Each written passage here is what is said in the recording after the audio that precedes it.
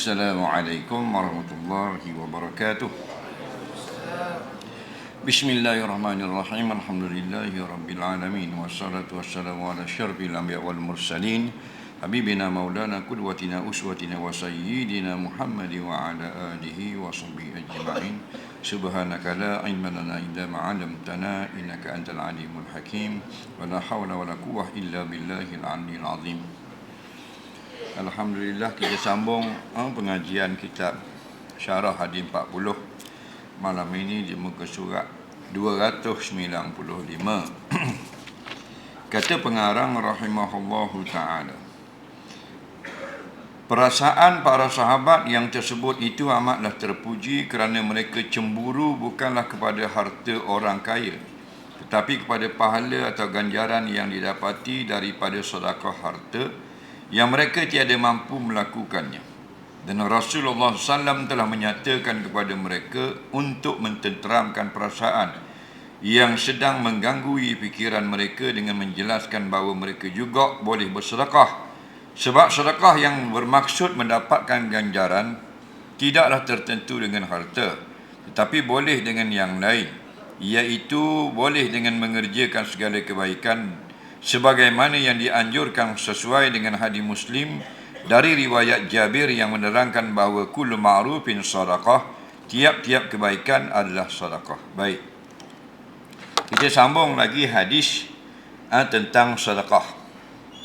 Jadi sahabat ini mereka diiktiraf oleh Allah sebagai yang terbaik di kalangan manusia, daripada zaman Nabi Adam sampai kepada yang akhir sampai kepada kiamat. Macam-macam adalah jenis kelompok manusia. Yang terbaik ialah sahabat-sahabat Nabi sallallahu alaihi wasallam dengan ayat kuntum khaira ummatin ukhrijat linnas. Kamu sahabat Nabi sebaik-baik umat yang ada dalam kalangan manusia. Maknanya kalau sebut manusia, umat yang terbaik ialah sahabat Nabi sallallahu alaihi wasallam. Kenapa mereka menjadi umat terbaik? Dia ada sebab. Dia bukan dakwa lagi. Bukan beli stiker tapet atas kereta. Bukan buat baju, pesatang orang-orang warok Batu Nang, kan? Dengan sifat mereka. Dari baru diiktiraf. Antara sifat-sifat yang terpuji yang ada pada para sahabat sehingga Allah kategorikan sebagai umat terbaik ialah mereka berlumba-lumba perkara akhirat. Dia nak rumpik, nak berlumba hak akhirat. Kita berlumba-lumba nak banyak kepitih, nak banyak seng, nak banyak harta. Tu kita. Alhaakumut takasur. Allah kata telah melalaikan kamu semua oleh membanyakkan harta benda. Lepas tak dang mari masjid.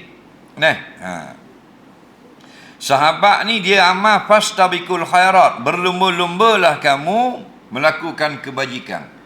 Kebajikan yang berkait dengan akhirat. Maknanya buatlah kebajikan badi banyak. Siapa lebih banyak lebih baik. Maksudnya fastabiq, maksudnya berlumbalah. Berlumba lah. Mana bukan buat saja. Bukan i'malul khaira, buatlah baik, bukan gitu. Fastabiq, berlumba. Bukan buatnya, berlumba. Berlumba ni maknanya kalau orang berlumba dia nak nombor apa? Nombor 1 lah. Kurang-kurang nombor 3 dia got piala. Nampak? Tu panggil berlumba. Nak dapat nombor. Fastabiqu, berlomba-lombalah kamu badi menanglah. Apa dia? Khairat. Kebaikan. Kebaikan tu kalau kita nak faham dia, benda yang kalau dia akhirat dapat gaji. Tu khairat. Akhirat ada gaji tak? Khairat. Ada ni, ada. Buat apa? Pasal perbuatan ni derma. Ada gaji akhirat. Berlomba. Kalau kita main dang, ada gaji tak akhirat? Ada. Maka tak payah berlomba lah. Tak badi jok champion. Batu Nang nombor 1 bawa main dang. Betul dah boleh main, tapi waktu tidak ada bayaran gaji di akhirat. Jadi apa saja kamu buat dapat gaji di akhirat, maka tu khairat orang panggil. Bila dah masuk khairat, berlomba lah. Sebab tu kalau kita ikut sahabat, maka kita juga jadi umat terbaik. Potong tak boleh. Dia Lamborghini Ferrari dah. Kita follow belakang, ikut angin. Jadi kita nak jadi umat terbaik, kena ikut umat terbaik. Sahabat umat terbaik di kalangan manusia, kita follow dia, kita ikut dia, kita jadi yang terbaik juga. Apa? Sebab kita ikut yang terbaik. Jadi bukan ikut pada lapas, ikut pada perbuatan. Sahabat buat benda, berlomba buat kebajikan. Kita berlomba attack, dapat kelebihan kita. Di antaranya kelebihan sahabat ini, oleh kerana masing-masing duduk berlomba nak buat kebaikan, sampai cemburu orang miskin di kalangan sahabat sebab tak boleh menderma. Nabi cerita kelebihan derma, kelebihan sedekah. Bayarannya begini, ya Allah, bayarnya di akhirat begini, syurganya begini. Sahabat yang kaya suka hati. Sebab Nabi kata kalau beri piti ke orang, kalau derma, kalau buat tu buat ni, bayarannya begini, syurga di akhirat. Sahabat orang kaya suka. Atas kandak dah piti ada. Sahabat awak miskin cemburu. Cemburu maknanya hati tersentuh. Yang datang rasa nak buat juga. Itu panggil cemburu yang dipuji syarak. Dia panggil ghibtah. Kita nak buat juga supaya dapat juga kelebihan akhirat.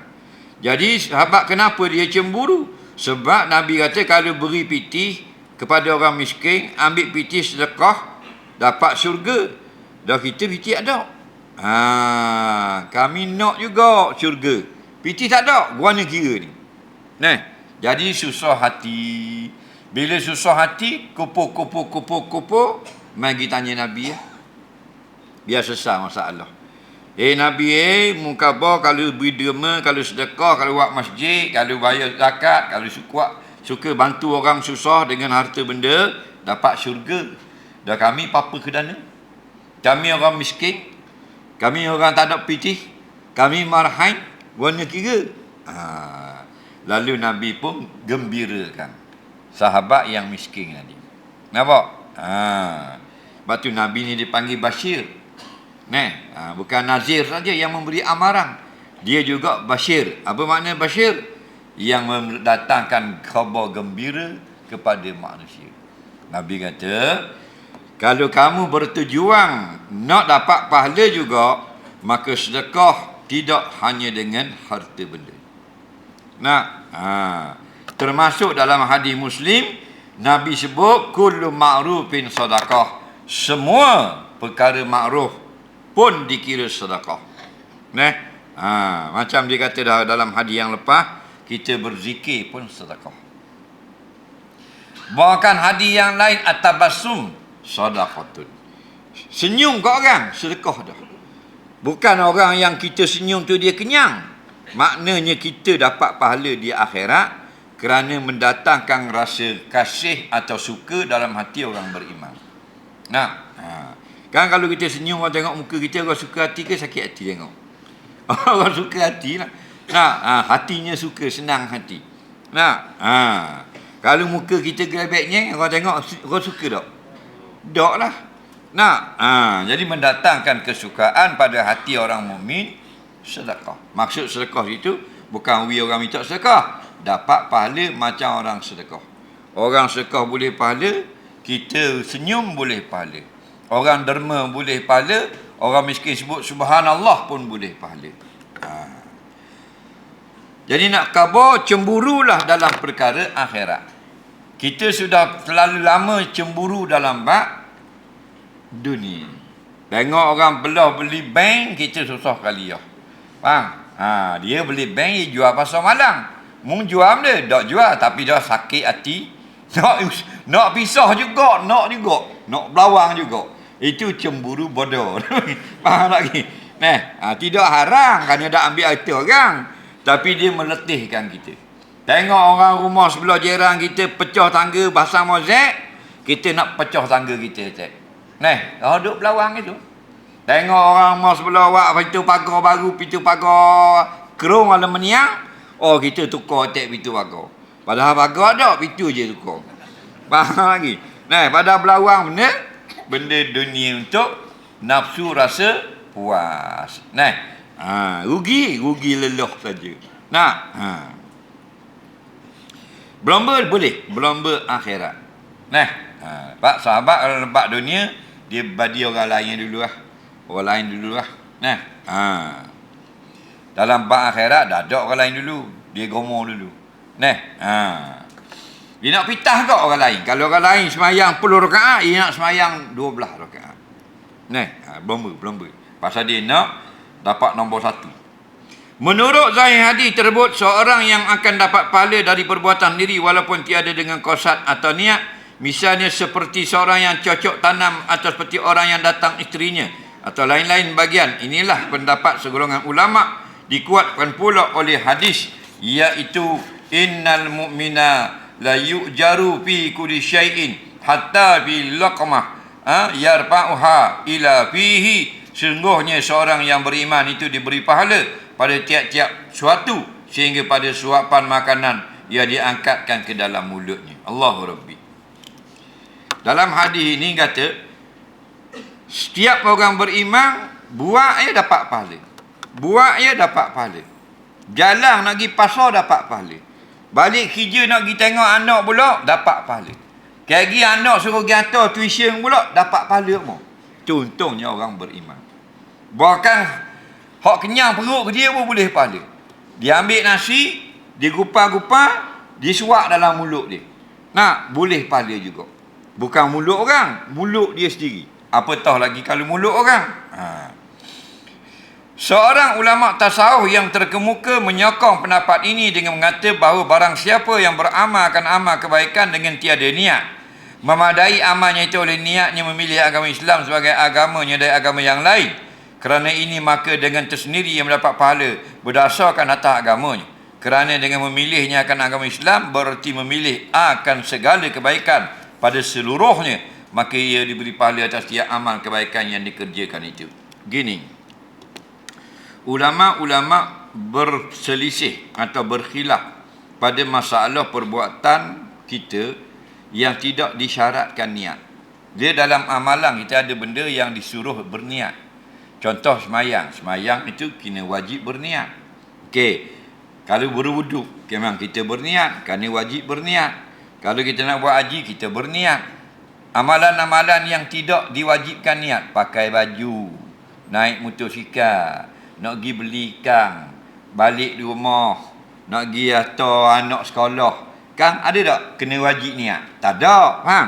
Kata setengah ulama, pendapat yang pertama, kalau kita niat dapat pahala, tak niat tak dapat pahala. Pendapat yang kedua, tak niat pun dapat pahala, asal dia orang beriman. Kerana dia memilih agama Islam itu, sudah dikira segala amalan dia itu akan disertakan dengan pahala. Ini pendapat ini yang masyhur, yang ada di dalam kitab-kitab ulama. Itu je nak khabar. Dan yang mana yang lebih baik? Sebaiknya kita berniat. Kita nak pergi pasar, niat nak cari rezeki yang halal makan ke anak-anak. Kita nak pergi kerja jabat, kerja JKA ya, bukan jadi tok guru orang. Faham? Kerja jabat air je, faham? Tapi niat mencari rezeki yang halal, dapat pahala. Nah, pendapat yang kedua, tak niat pun dapat pahala kerana semua orang beriman. Faham lagi? Situ nak rayak perselisihan di kalangan ulama. Dua pendapat ini masyhur. Mungkin ada asatizah yang cenderung pada pendapat yang pertama, ada ustaz-ustaz yang cenderung pada pendapat yang kedua. Jadi kalau dengar perselisihan begitu, fahamlah, tak ada pelik pun. Sebab amalan kita ada yang diwajibkan niat, contoh semayang. Tapi ada yang tak wajib berniat, contoh bertahlil. Kita nak tahlil sebut la ilaha illallah. Kita nak bertasbih, tak diwajibkan sahaja aku bertasbih. Nampak? Terus sebut subhanallah. Nampak? Jadi kalau kita niat pula, ikut pandangan yang pertama di kalangan ulama, niat bertasbih itu mencari redha Allah. Maka dapat pahala pada sisi kedua-dua pendapat. Tidak diperselisihkan lagi. Itu maknanya. Sementara itu pula riwayat daripada Al-Hasan dan Ibn Sirin yang mengatakan bahawasanya perbuatan kebaikan akan diberi ganjaran sekalipun tiada dengan niat. Maka pernah ditanya orang pada Al-Hasan mengenai pemberian seorang pada orang yang meminta kepadanya. Pemberian itu lakukan dengan perasaan benci dan malu. Adakah ia berpahala? Al-Hasan menjawab, yang demikian itu adalah kebaikan, dan pada kebaikan ada pahalanya. Orang mari minta sedekah ke dia. Nah, jadi dia kan nak beri sedekah pun. Dia orang duk minta, dak wi malu kat orang pula. Dia pun ambil wi piti. Faham lagi? Orang tanya boleh pahala tak? Kata Al-Hasan. Hasan mana? Hasan pencuri. Kang. Al-Hasan Basri. Orang Iraq. Orang kampung Bilal. Al-Hasan Al-Basri. Orang Basrah. Okey? Tabi'in yang terkenal. Dia kata, walaupun kita beri sedekah tu, kerana malu. Tak beri malulah. Dia orang minta. Omang tak beri. Berilah. Boleh pahala juga. Itu pandangan beliau. Nampak? Dan kepada Ibn Sirin, Muhammad bin Sirin, lebih terkenal dengan Ibn Sirin, ulama yang paling agung dalam bab tafsir mimpi. Dia ulama tafsir. Tafsir Quran pun dia juga. Tetapi dia lebih menonjol, paling menonjol dalam bab tafsir mimpi. Dia tafsir dengan hadis. Bukan macam kita tafsir barang-barang ni. Tafsir dengan. Tapi dia yang paling popular. Kitab, kalau kitab tafsir mimpi yang muktabar, kitab Muhammad bin Sirin. Orang gelar dia Ibnu Sirin. Seorang yang sangat terkemuka dalam tafsir mimpi. Tapi mimpi soleh lah. Bukan mimpi ngaruk. Kan mimpi kan ada 3. Mimpi yang ada tafsir satu saja. Ru'yatus soleh. Mimpi yang baik. Dan kepada Ibn Sirin dikemukakan satu pertanyaan mengenai seorang laki-laki yang mengikut jenazah kerana malu atau menunjuk muka pada keluarganya dan bukan kerana ikhlas. Adakah orang ini dapat pahala? Ibn Sirin menjawab, ada baginya satu pahala. Dan mungkin ada 2 pahala. Pahala semayang jenazah kalau ia semayang, dan pahala hubungan dengan jenazah semasa hidupnya. Allahu Rabbi.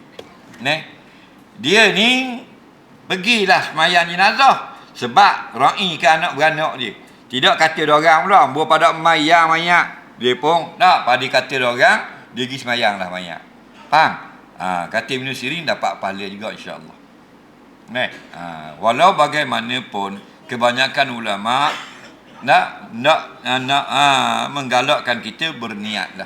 Biarlah kerana Allah. Kerana apa? Kerana menyelesaikan tuntutan fardu kifayah. Kerana sunnah Nabi menggalakkan kita bila ada saudara mara kita yang mati, kita solat atas jenazahnya. Ada niat lagu tu insya-Allah kita keluar daripada khilaf ulama. Cuma nak khabar pandangan-pandangan ulama-ulama. Sebab kita tahu banyak pandangan ulama ni menyebabkan kita tak kecoh sangat. Sebab kadang-kadang kita jadi kecoh ni kerana tak tahu banyak pandangan. Akhirnya pandangan kita seorang betul. Nampak tak? Macam orang baru belajar tajwid habis Tok Imam dia kuari habis. Dia kritik habis Tok Imam. Padahal dia baru mengaji tajwid. Masih dia duduk main duk isyak gang itu tak kata ke Tok Imam. Hari ni dah isyak gang dah belajar tajwid dah. Dia komplain Tok Imam, dia komplain Tok Bila. Kerana apa? Kerana ilmu dia baru jumpa. Bila dah lama dah mengaji tajwid, barulah dia faham. Rupanya betul belaka Tok Imam ni. Dia gaduh. Sebaliknya antara ulama ada yang tidak setuju dengan pendapat Ibn Sirin ini dan pendapat Al-Hasan Basri. Mereka tetap dengan pendirian mereka itu setiap kebaikan akan diberi ganjaran dengan niat, iaitu ikhlas kepada Allah. Hadis yang bermaksud bahawa orang yang beriman akan beri pahala pada tiap-tiap sesuatu hingga sesuap makanan yang dimasukkan dalam mulut, hadis itu tidak terkenal, dia kata. Hadis yang terkenal dalam perkara ini ialah sabda Nabi sallam, innaka lan tunfiqa nafaqatan tabtaghi biha wajh Allah illa ujirta 'alaiha hatta luqmati tarfa'uha ila fi imra'atik. Sungguhnya engkau tidak akan membelanjakan akan suatu pembelanjaan yang kau kosat dengannya akan Allah, yakni ikhlas, melainkan diberi pahala kepada engkau atas perbelanjaan itu, hingga sesuap makanan yang kau angkatkan ke mulut isteri engkau. Hadis ini lebih kuat katanya. Maksudnya, tidak ada pun suatu perbuatan kalau kita berniat kerana Allah dan perbuatan itu tidak salah pada syarak, melainkan ada pahalanya. Sampai kamu angkat makanan dan suap pada mulut orang yang kamu wajib tanggung, isteri dan anak kita.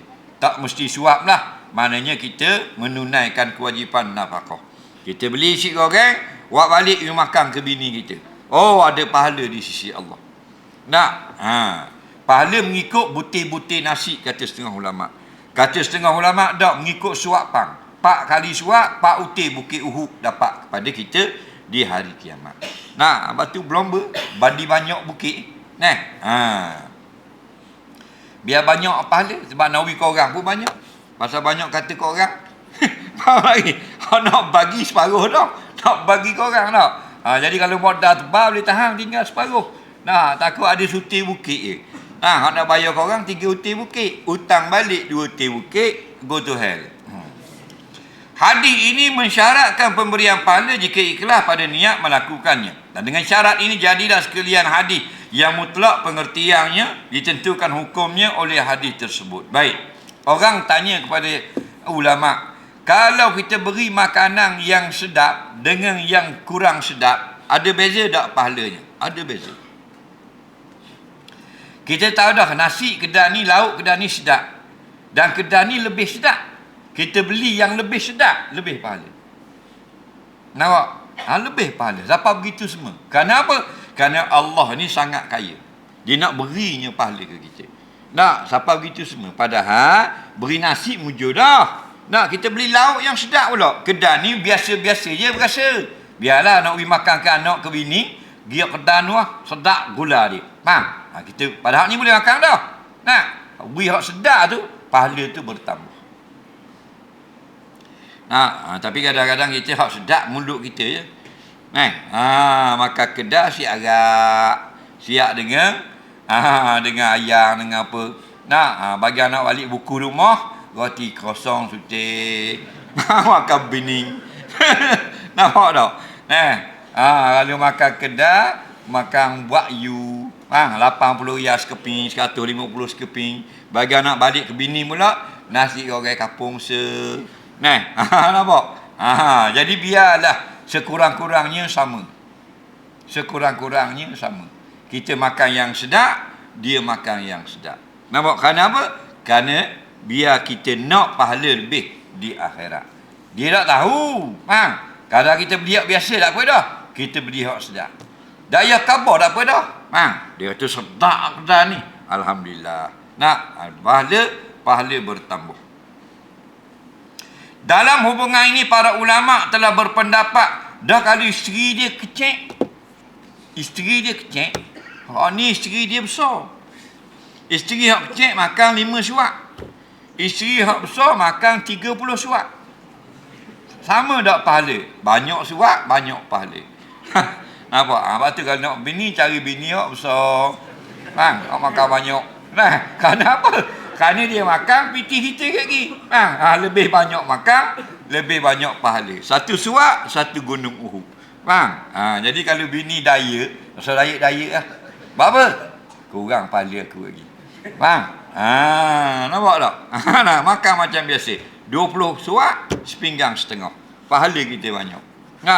Ni ada kat bapa dia ni daya. Makan 2 mulut. Makan 2 mulut. Jadi kita buat apa sedap nak belanja.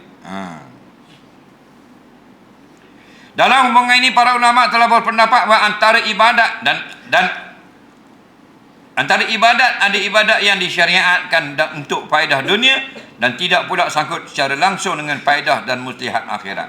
Seperti memberi nafkah pada isteri, mengerjakan fardu kifayah yang bersangkutan dengan muslihat dunia. Misalnya seperti menanam, berkebun, tenung, tukang, mengadakan perusahaan. Maka semua ini akan diberi pahala kalau ada diniatkan kurbah atau taat. Demikian menurut aliran mazhab Asy-Syafi'i. Kerja dia jual gaji meseng, kerja dia buat cakor, kerja dia buat alat-alat baniang, dapat pahala. Niat kerana Allah. Kerana dia membantu manusia mendapat rezeki yang halal. Lepas tu kita naik, kita beli kereta. Tak? Protong Saga. Bayar cash RM43,000. Comel loteng. Metallic color. Range sport. Rupa dunia. Biar jadi akhirat. Tahu tak? Kerana apa? Kerana barang dunia dengan niat jadi akhirat. Dan barang akhirat silap niat jadi dunia. Sedekah niat mendapat kepujian. Salah niat tu tak jadi akhirat. Jadi dunia. Faham? Pakai serban, pakai piyah, pakai jubah, rupa akhirat. Hati perut dunia. Lepas tu pentingnya niat. Niat sangat penting. Silap niat, haji kita tidak mabrur. Jadi Malboro katok 20. Faham lagi? Salah niat. Tapi kalau niat yang betul, benda yang sepatah saja nasihat, tapi akhiratnya berlipat ganda. Kerana Allah tidak menerima segala rupa amalan, melainkan yang dikerjakan semata-mata kerana mengharapkan redha-Nya. Dan mengingatkan pula bahawa segala amal itu menurut maksudnya. Banyak orang mengerjakan taat tidak dapat pahala, dan banyak orang meninggalkan maksiat tidak diberi ganjaran, kecuali bila ia bermaksud dengan demikian itu mentaati Allah. Dia baca Quran, apa tengok dia buat benda tu. Duk baca Quran. Dunia ke akhirat? Akhirat tu bawah.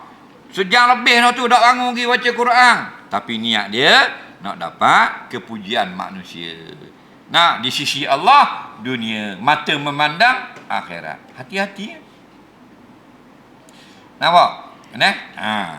Ada orang beli kereta Mercedes baru 400,000, dia orang kaya. Kereta tu lah dia bawa mak dia pergi masjid. Jadilah akhirat. Orang tu naik bersikap buruk je. Ingat ke dapat ke akhirat? Dok, dunia juga. Sekian kali lalu kereta besar. Dia aku molek Tuhan wi kereta gini. Bila lagi Tuhan duk nak suruh aku naik bersikap buruk lagu ni. Jadi kita dah ingat akhirat dah. Jangan. Dia akhirat tak nampak dengan zahir. Nampak? Nak tahunya dengan niat. Dan niat, an-niyatu mahalluhu fi sudur. Niat itu tempatnya di dalam hati. La ya'lamuhu illa Allah. Tidak tahu apa yang dalam hati seseorang melainkan Allah. Di jalan nunduk jalan. Orang kata tasawuf tu. Padahal sakit tekok. Faham lagi? Kita tengok tasawuf apa? Jalan tunduk itu. Tasawuf tu. Padahal sakit tekok. Salah tidur. Makan batal.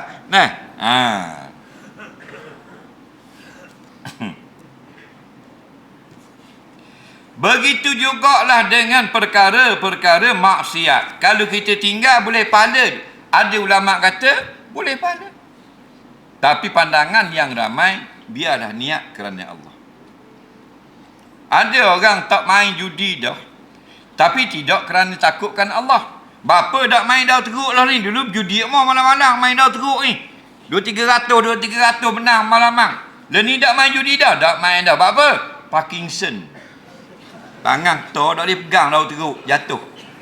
Tidak dapat pahala. Meninggalkan maksiat. Faham lagi? Apa kalau tangan molek main pula. Faham lagi? Macam orang sakit lah. Orang sakit dia giat joget. Dak gila sakit. Orang tengah buat asyik, tengah tubik gembong. Kita ajak pergi disco, dia giat. Dia dak pergi tu kerana Allah ke kerana buat asyik? Kerana buat asyik baiknya ke? Joget pula tunjuk langit.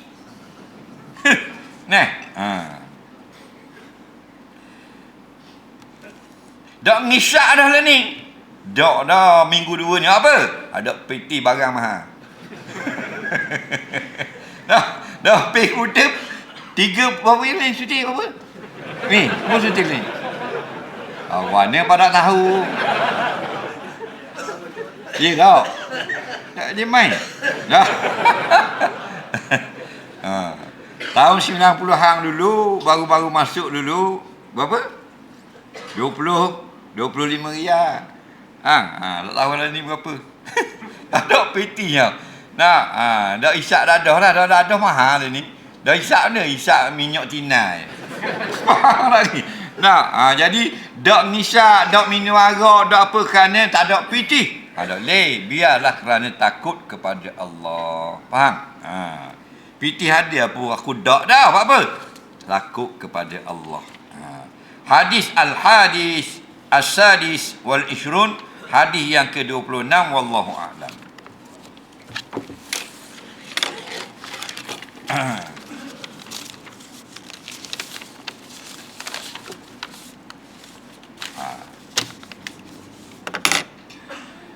Sumbangan kepada masjid takwa kita ini menggunakan akaun bank Islam. Jadi kita tulis di dalam Facebook Live itu, bawah tu nombor bank Islam 13017010051604. Ingatlah, ambil situ dan boleh beri sumbangan melalui online bila-bila masa. Atas nama Tetuan Masjid Takwa Batu 6.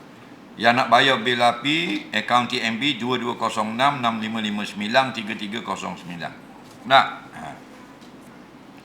kutipan yang malam ini kita akan gerak-gerakkan tabung tong untuk beli vacuum masjid. Vacuum lebih kurang RM7,000. Tak apa, ada nak beri duit, nak bagi RM7,000 pun boleh, RM7 pun boleh. Faham? Apa yang duit kita harta masuk di situ, siap kali digunakan vacuum itu untuk bersih masjid, maka jariyatun, pahalanya berjalan, masuk dalam buk kita, masuk dalam buku kita. Kita duduk tidur tawakal, masuk juga. Nah, dia panggil sedekahun jariyah. Soalan yang pertama, ada 5 soalan ni. Siapa nak tanya lagi dia? Apakah hukum solat sambil galah beg sebab dalam beg ada barang berharta? Dia kata solat galah beg. Galah beg. Solat galah beg. Faham tak? Kalau orang luar dia tak faham. Galah benda ni. Orang KL. Galah. Berterengganu galah. Kalau orang KL lupa. Solat galah beg. Faham tak? Orang Terengganu faham. Solat galah beg. Orang KL, orang Pulai. Orang Perlis, panggil benda kandar. Tak pernah sabar kandar. Kandar tu macam orang jual pasar. Galas. Galas kau? Menggalas. Solat menggalas beg. Gitu. Tak apa kau anda apa. Maknanya beg dia kalau beg sandang dia sandang, kalau beg galah dia galah, kalau beg piko dia piko. Maknanya sambil solat beg itu ada pada badan ni. Faham lagi? Kenapa dia tak letak di bawah? Kerana ada barang yang berharga. Ada duit, ada mah dan sebagainya. Baik. Jawapannya mudah. Syarat sah sembahyang ialah ketika kita sembahyang, kita tidak membawa suatu yang najis. Kalau bawa suatu yang najis, sembahyang itu tidak sah. Maka kalau dalam beg itu ada tak perkara yang najis? Tak ada. Beg suci buat daripada plastik. Dalamnya ada baju, ada seluar, ada piyah, ada apa ni, buruh gigi, ada duit. Tidak ada benda yang najis. Bila tak ada benda yang najis, hukumnya tidaklah rosak sembahyang. Sembahyang itu sah. Jadi ingatlah, tak mesti bila kita letak beg, kita nak sembahyang, beg itu kena buka. Kadang-kadang ada pakai beg di ni benda ni. Beg pinggang ni, hak di pinggang kan, duit banyak dengan pasport dengan apa, tak payah buka. Biar di pinggang tu lah. Kalau ada bosek belakang nak buang, takut buat lari dia orang. Tepat pula jauh pada kita, musafir. Kalau hilang susah lah kita. Tak ada masalah, boleh beg atas belakang. Tok Imam nak kalah beli paya pun boleh. Cuma bodoh lah kalah beli paya. Tapi tidak ada najis, tidak ada sebab nak kata semayang itu tidak sah.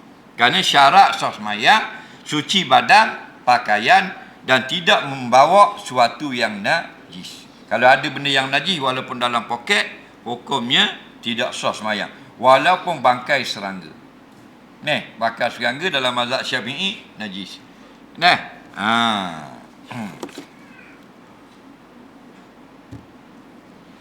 Saya solat jamak takdim maghrib tapi tersalah niat jamak takdim serta qasar, sah atau tidak sah? Baik.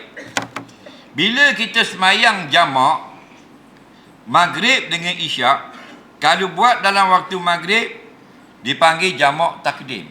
Kalau buat dalam waktu isyak, waktu isya dipanggil jamak takhir. Okey, yang boleh hanyalah jamak pada maghrib. Adapun qasar hanya boleh pada isyak, tak boleh pada maghrib. Kerana maghrib 3 rakaat. Ada orang yang bahasa setengah. Faham lagi? Bagi 2. Dia punya idea. Bijak sangat.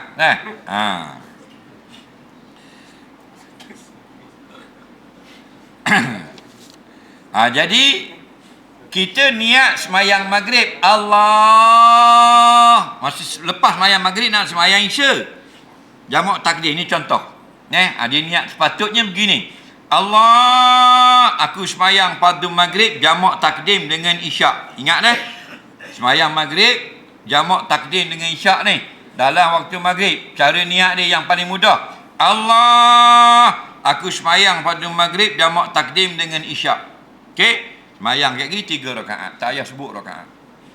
Habis semayang maghrib 3 rakaat, bangun semayang isya pula nak buat 2 rakaat. Allah, aku semayang fardu isyak jamak takdim dengan maghrib 2 rakaat atau qasar. Okey. Jadi kalau semayang maghrib tak payah sebut 2 rakaat kerana dia tidak diqasarkan. Kan? Tiba-tiba tersalah. Dia gini niat qasar juga semayang maghrib. Faham tak ke? Allah, aku semayang fardu maghrib jamak takdim dengan isyak qasar.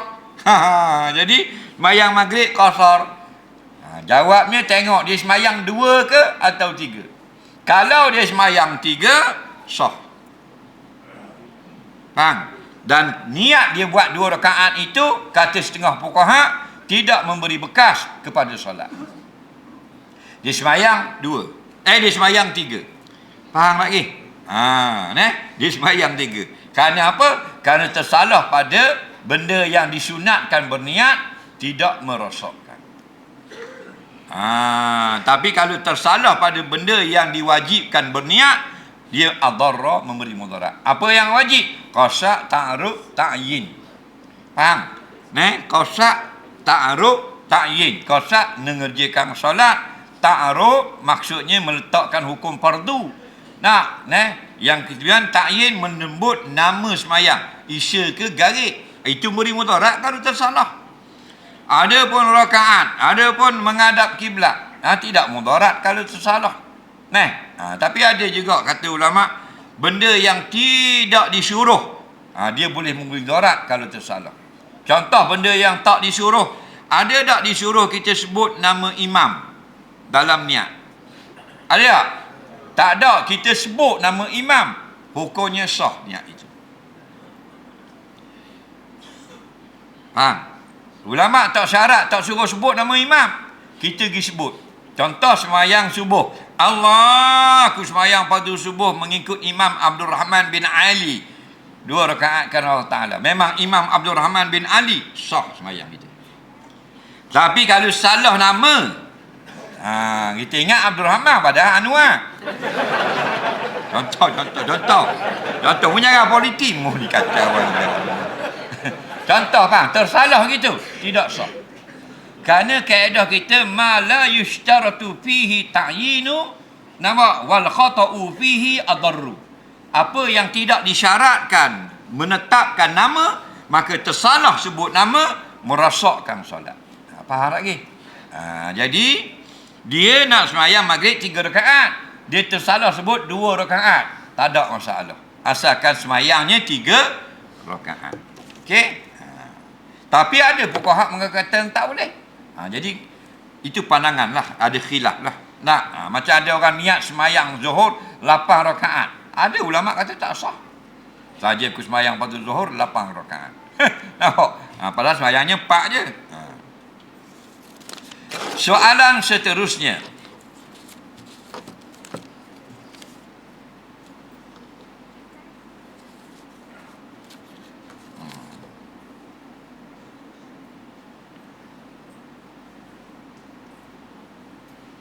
Beli barang-barang keperluan seperti beras, gula, susu, minyak, masak, air kodia dan pelbagai lagi, dan diberikan kepada mereka yang memerlukan 2-3 hari sebelum puasa. Adakah jika mereka guna pakai pada bulan puasa, pahala yang besar berganda di bulan puasa dapat pada pemberi, sedangkan dibahagikan sebelum bulan puasa? Mohon penjelasan. Baik. Bulan Ramadan digandakan amalan. Digandakan pahala amalan. Dan pihak kita pula bila bulan Ramadan menggandakan amalan. Okey? Kita sedekah bulan Ramadan dengan sedekah pada lain Ramadan. Sama tak? Tak sama. Kenapa? Kalau sedekah itu dalam bulan Ramadan, lebih besar pahalanya. Dia ini beri 2 hari sebelum Ramadan dia sedekah. Jadi dia nak tanya, besar tak pahala dia? Sebab duit yang dia sedekah itu digunakan dalam bulan Ramadan. Jawabnya, pahala menurut hari bersedekah. Satu. Yang kedua, pahala ketika ia digunakan. Kena faham baik. Iaitu 2 pahala bagi orang yang berderma. Bahagi. Okey, kita tengok tong derma. Kita ambil duit 10 riyal. Kita letak dalam tong tu. Faham lagi? Ada tak pahala? Pahala apa? Pahala sedekah ke pahala digunakan derma itu? Pahala sedekah. Duit orang guna tak lagi? Tak guna lagi. Ada dah pahala. Berapa pahala? 2 pahala. Pahala apa 2? Satu, niat nak buat kebaikan. Yang kedua, membuat kebaikan. Mana niat 1 pahala, yang kedua 10 pahala. Sudah 11 pahala minimal. Kan Nabi kata niat nak buat baik 1 pahala. Bila kita buat 10. Betul tak? Jadi 11 sekurang-kurang. Nanti orang guna duit itu pahala lagi. Jadi kalau soalan mu tanya, mu beri pada 25 Syakban, dapatlah pahala sedekah. Kemudian duit itu orang guna dalam bulan Ramadan, dapat lagi pahala sedekah kamu digunakan. Jangan mu tengok pahala hari bagi saja, tengok juga pahala hari guna. Jadi tak usah susah. Tak usah susah. InsyaAllah. Nampak? Kalau mu sedekah bulan tak Ramadan pun kaya dah mu di akhirat. Apatah lagi di bulan Ramadan.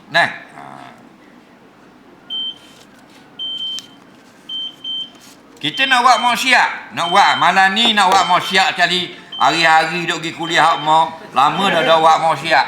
Faham lagi? Tulis tak dosa? Dah. Sekarang dia ambil porong baru tulis. Faham lagi? Tulis 10. Dah. 1 je. Kan sekolah kitab Ibn Hibban, Daruqutni, Baihaqi. Niat nak buat jahat, tak tulis. Sekarang dia ambil dah. Okey. Baik tamu tu. Baru dapat 1 dosa. Dia lagu tu. Tapi kalau kita niat nak buat pahala, tak buat pun niat pahala dah. Bila kita dah buat, ganda antara 10 sampai 700. Kita sebut tadi minimal 10. Lepas tu duit kita digunakan pula, boleh pula. Contoh tadi orang nak beli vacuum. Kita niat nak beli malam ni tak bawa duit, esok nak jumpa AJK nak beli RM100 atau nak beli RM1000 contoh. Okey. Malam ni dapat 1 pahala. Esok kita beli RM1000 ke AJK masjid, dapat pula 10 kali ganda. Okey. Dah dapat tu takkan beli lalu vacuum. Bulan depan baru beli. Nak beli duduk belakang tu dulu, tak buat lagi. Hari kedua beli baru orang guna. Faham? Sepanjang guna tu dalam buku kita pahala. 11.5 baru berhenti. Berhenti tutup. Barulah berhenti tulis pahala. 3 hari guna pula. Tulis pula pahala. Faham lagi? Gitu. Jadi bagi banyak.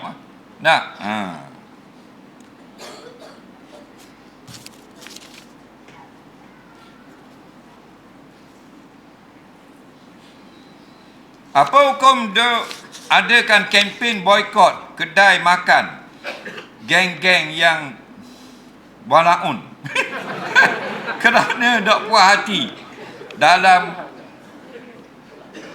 suatu hal.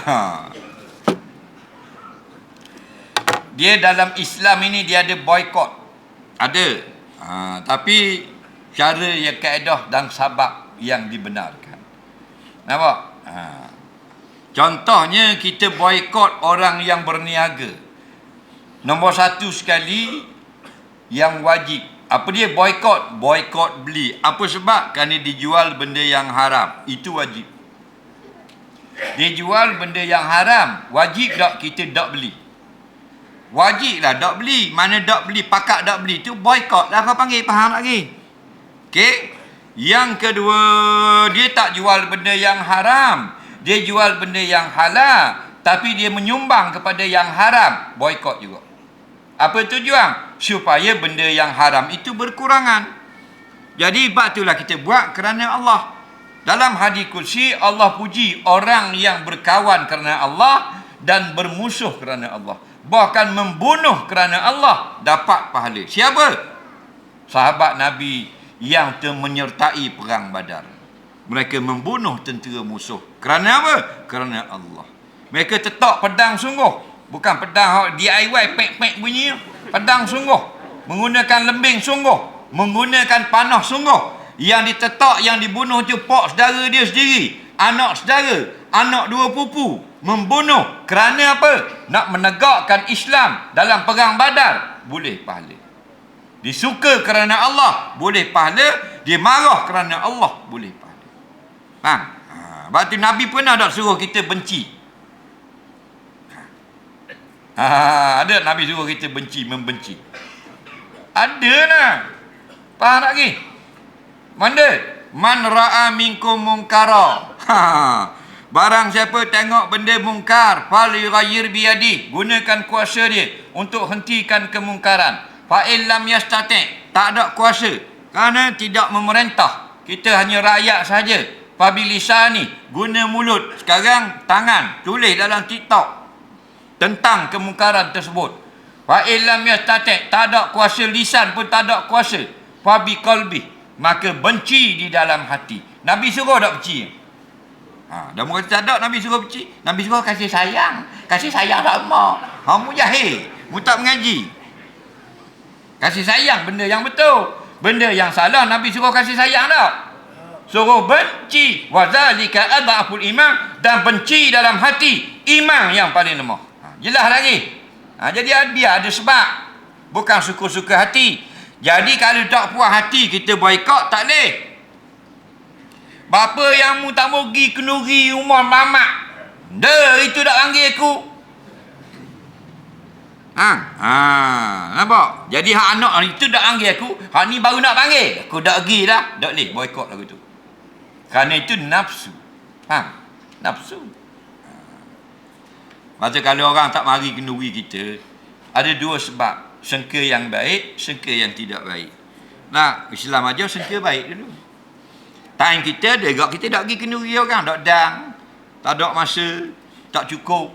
Belanja, kenderaan tak ada. Faham lagi? Sebab tu kita panggil orang 1,000 orang. Yang marinya 800. 200 tak mari. Kira apa? Faham? Nak marah juga.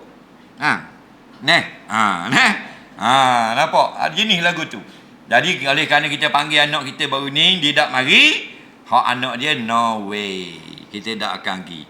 Boikot lagu tu haram. Tak boleh. Boikot biar kerana Allah. 3 orang sahabat Nabi lambat datang sehingga tertinggal rombongan ke perang Tabuk. Betul bila? Tertinggal perang Tabuk, tak boleh pergi. Bukan tak mau pergi, bukan menentang perjuangan Islam. Lambat mari. Bila mari tentera Islam sudah pergi ya. Faham tak lagi? Sudah berangkat ke Tabuk, ke utara Madinah, kat Syria. Faham? Perang situ. 3 orang sahabat tertinggal. Nak diperintahkan oleh Allah pula tak tegar 55 hari. Sebagai hukuman. Nampak? Kerana Allah. Jangan kerana nafsu. Nampak bapa yang budak pergi kenduri mamak. Pasal pitih judi. Ni baru ni curi lembu orang 4 ekor. Faham lagi? Betul lah kalau gitu. Jadi kita pakat dak pergi biar dia insaf. Baru betul. Nah, tapi kita dak pergi mau cik mak kerana cik mak dak mari rumah kita itu dak boleh. Pulang mula lagu tu. Nah, ni kerana kosong. Tiranu cik siapa tak pergi rasa Batu Nesang. Faham lagi? Kelatan dekat Batu Nesang dia utik. Nah, tapi betul yang wajibnya tanang je banyak. Nah, Batu Nesang harus je. Nah, jadi sakit hati siapa tak mau mari makan kedai. Tapi jalan jeng Tiranu. Jalan jeng, tadi jeng lagi kita nak beli nasi dagang pun dah boleh nak makan kedai. Nak pergi kedai nasi dagang ada Ustaz. Habis. Pukul 9 suku habis dah. Nya pakat mari. Kedai walaum.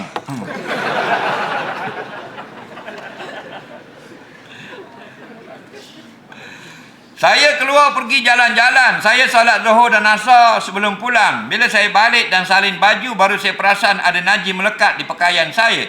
Apakah status solat Zuhur dan Asar saya? Baik. Selepas daripada kita semayang, kita tengok ada najis pada pakaian kita. Kalau ada najis, kita kena ihtimal.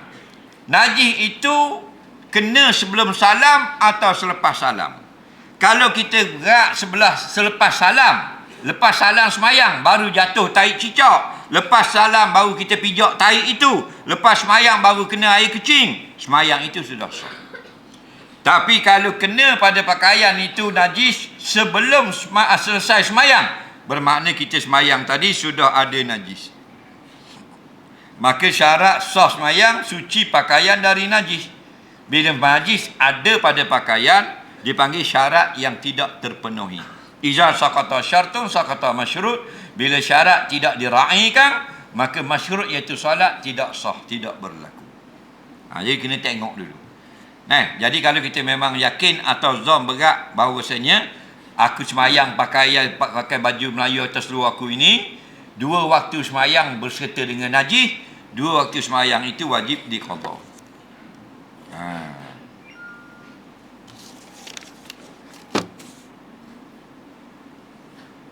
Ada orang bagi duit 500 kepada saya untuk sumbangan surau.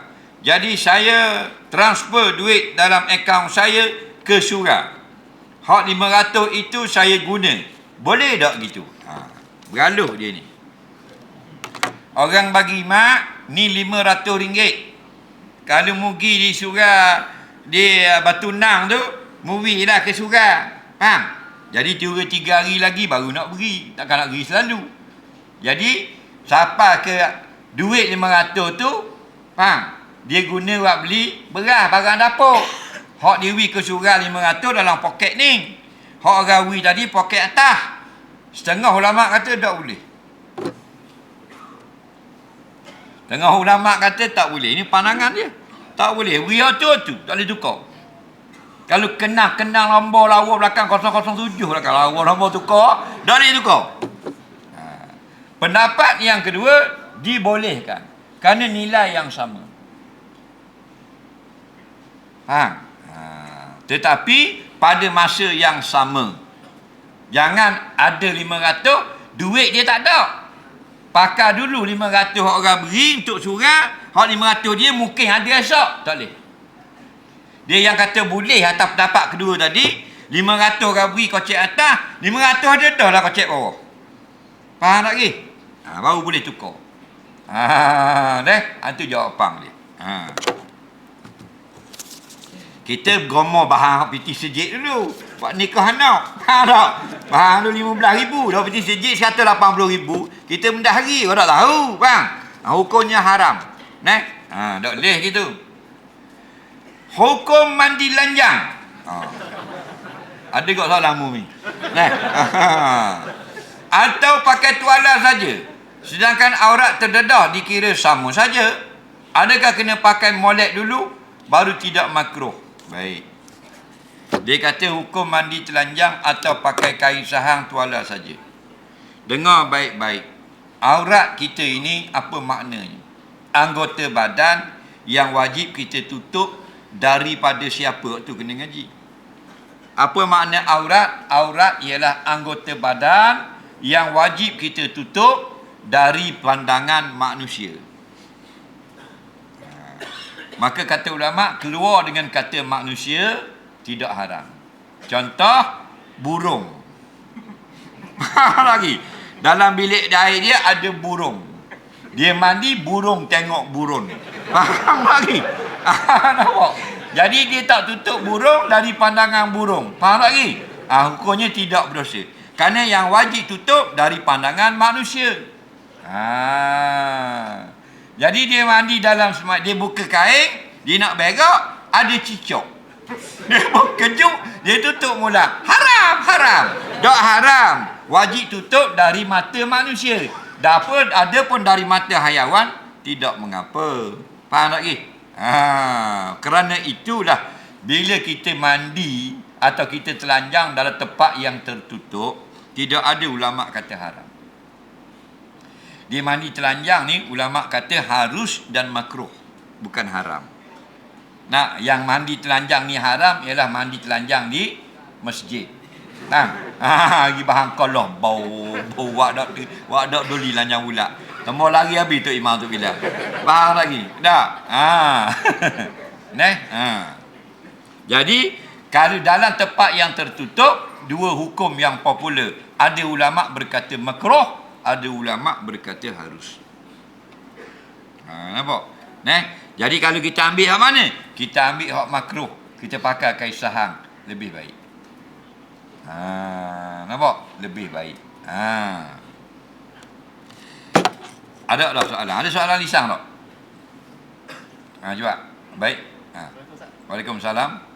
Contoh kalau masjid main Jumaat, memang jadi orang ramai mari masjid tu penuh. Lepas tu orang yang dekat luar tu, dia tu depan imam, tapi dia tak tahu. Tapi kita hak belakang ni, kita tahu dia tu depan imam, tapi jadi saya ada dua soalan. Kalau kita sebagai hak tahu ni, kena pergi cover lah seorang-seorang tu. Dan hak depan tu, hak dah tahu tu, kena Jumaat tu. Ajalah tak? Faham. Semayang syarat sah semayang berjemaah, hendaklah tumit makmum di belakang dari tumit imam. Tidak mengapa kaki jari makmum di depan dari jari imam. Contohnya gini, ini kaki imam, kita ni semayang berjemaah 2 orang saja. Kita nak ikut imam duduk belah kanan. Tumit mesti belakang dari tumit imam. Ni tumit. Kan tak kenal pula tumit. Tanyalah kat mana tumit. Rajang. Ni, tumit kita di belakang dari tumit imam. Jari tak kira. Tak apa. Tumit belakang. Jari pak depan tak apa. Kaki dia panjang macam itu kaki. Ada masalah. Yang kira tumit belakang. Okey? Maka dalam semayang berjemaah mana pun, melainkan di Masjidil Haram saja, tak boleh. Kalau Masjidil Haram lain, boleh makmum duduk depan imam. Kerana dia bulat. Okey? Dia bulat. Masjidil Haram, dia bulat. Okey? Jadi imam sini, makmum dia depan imam makmum. Betul tak? Dia boleh kan? Ada pun lain pada Masjidil Haram, mestilah garisan tumit dia belakang dari garisan tumit imam. Walaupun dia semayang di luar, jangan di depan. Bila di depan, syarat iktidak itu tidak terpenuhi, tidak sah. Kalau dia tak tahu tidak sah, dia tidak berdosa di akhirat. Dia tidak menunaikan farduan, tapi tidak diazab kerana dia tidak tahu. Orang yang tahu solatnya, ikutannya tidak sah, wajib mengulangi semayang. Nak ulang semayang Jumaat tak boleh, ulang semayang Zuhur. Adapun kalau kita seorang yang tengok, fardu ain menegur. Kalau ramai-ramai tengok, fardu kifayah menegur. Jelas?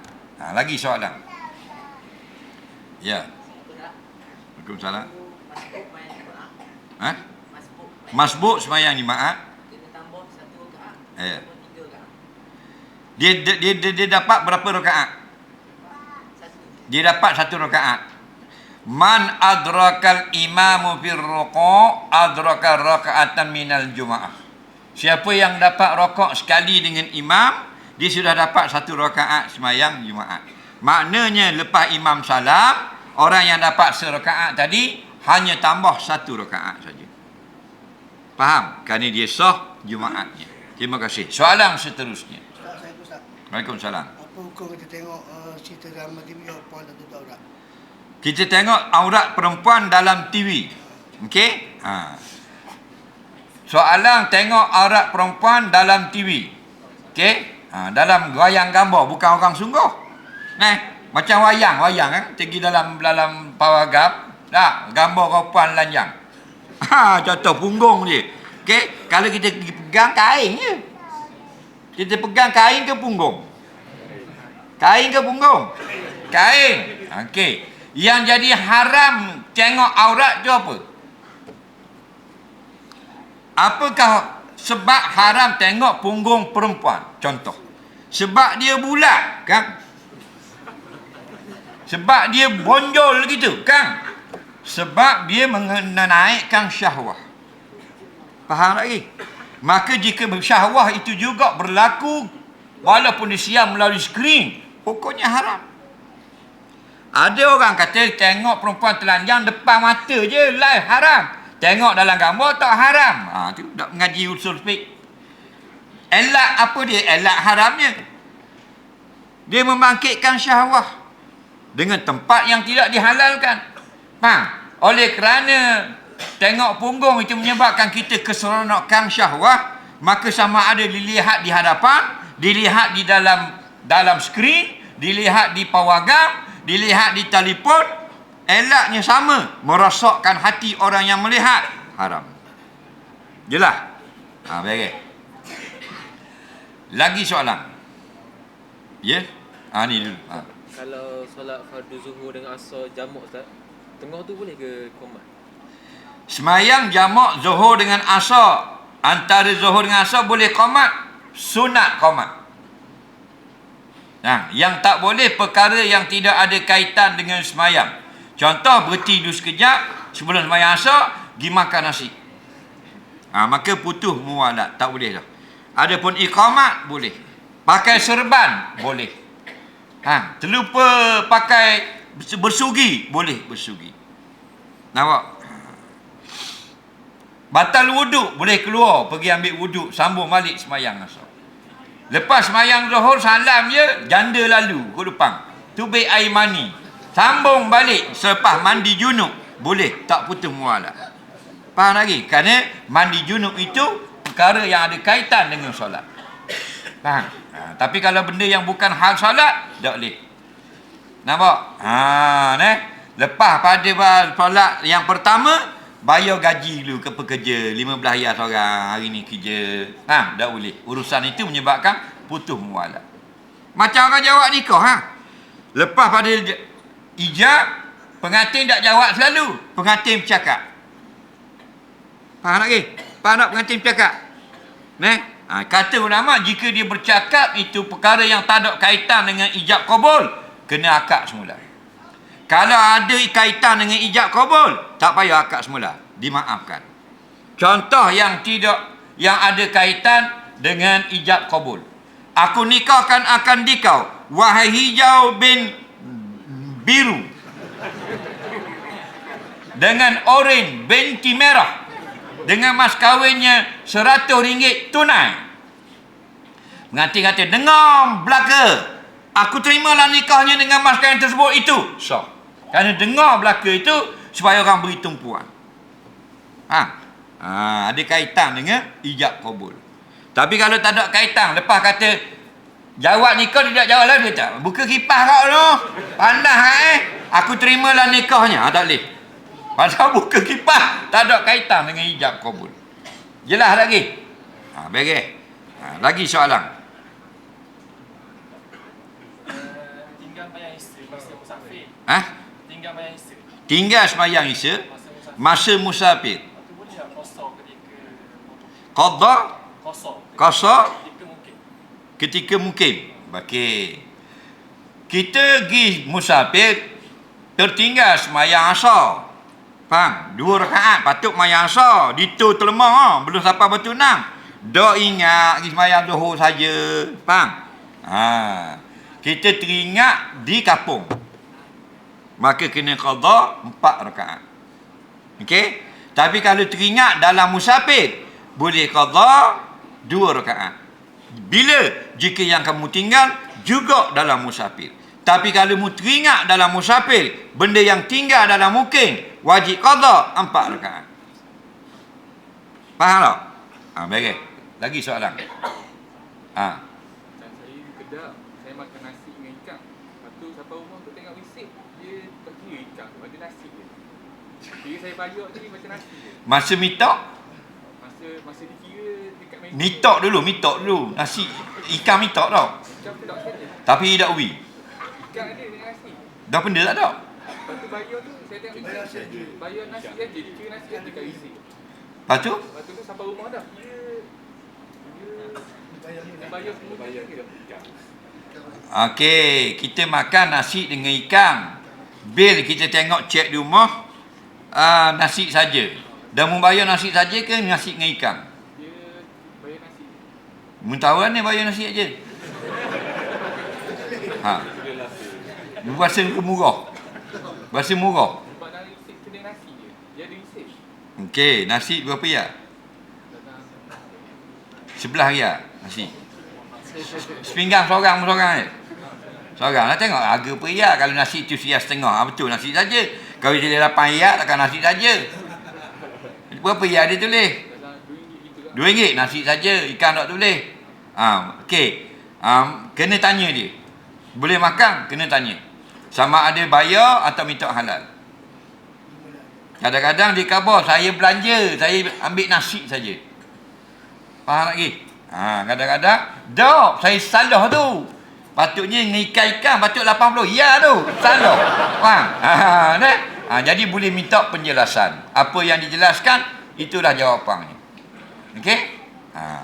Lagi soalan? Baik. Kalau barang hilang, kita lelang dah. Kat 2 bulan duk di barang hilang, barang tu boleh ambil tak? 2 bulan tak boleh. Nabi kata arif haula 1 tahun. Selepas 1 tahun kita boleh pakai cicing tu. Jumpa cicing ke 1 riyal ya. Tak boleh pakai. 100 riyal apa menilai tak boleh pakai. Setahun, lepas setahun barulah boleh sedekah atau pakai. Tu pun kena tanda kuantitinya. Sekarang kemungkinan datang selepas 5 tahun, maka kita kena ganti juga. Lagi soalan. Ya. Yeah. Semayang jemaah Layan jemaah. dengan anak kita belum memayit. Okey. Dapat pahala jemaah dah.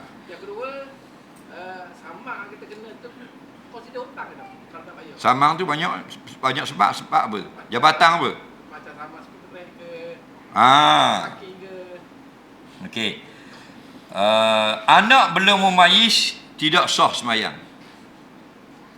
Siapa yang solat jemaah dan jemaah dia sah, dia dapat fadilat jemaah. Siapa yang semayang jemaah tapi tak sah jemaahnya, dia dapat semayang sendirian. Jadi sah atau tidak kita berjemaah dengan kanak-kanak yang belum memayis? Tidak sah. Maka pahalanya semayang seorang. Yang kata dapat pahala berjemaah, anak kita belum balik tapi sudah memayis. Yang kedua pula, bergantunglah saman itu kepada syarat. Ada saman yang dikira lekat hutang selepas mati, dan ada saman yang dengan kematian maka dikira hangus. Jadi minta penjelasan dengan jabatan yang bersesuaian. Lagi soalan? Tak ada dah, Hasil lagi. Kalau kita dah hitung umur, pergi satu tempat tu dah cukup kilometer dah 80 je. Kita nak jamak punya masa, kita lekong jauh sikit. Boleh? Tapi makruh buat lagu tu. Cari pasal. Dengan pergi tambah tu baik musmayang macam biasa lebih cepat. Tapi ya cerdik sikit. Lagi. Mu tak cukup 30 kilo. Mu nak seh 2 rakaat, mu pergi jalan 30 kilo lagi. Nampak? Cerdik ke bodoh ni. Baiklah mu sembahyang 4 rakaat. Dah minyak bang dah turun-turun mahal. Mu pergi tambah 30 kilo lagi nak cari nak tambah wak 2 rakaat punya pasal. Dak comel je makruh pasal tambahnya wak banyak kalau ibadat. Faham? Tu kata berat dandang dah. Tu kata. Muncul dak sekolah pasti. Wallahu a'lam. Terima kasih pada sekalian. Bismillahirrahmanirrahim. Allah manfa'na bima 'allamtana, alimna bima yanfa'una, rabbana zidna ilma, rabbana atina fid dunya hasanah fil akhirati hasanah wa qina adzabannar. Sallallahu sayyidina Muhammad wa ala alihi wa sahbihi wasallam. Walhamdulillahirabbil alamin. Assalamualaikum warahmatullahi wabarakatuh.